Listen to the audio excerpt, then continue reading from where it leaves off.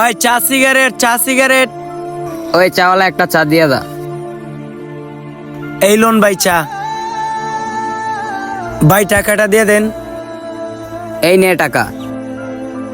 বেচা কেনা এত খারাপ, সারাদিন এক গ্লাস চাও বিক্রি করতে পারলাম না। ওই চা।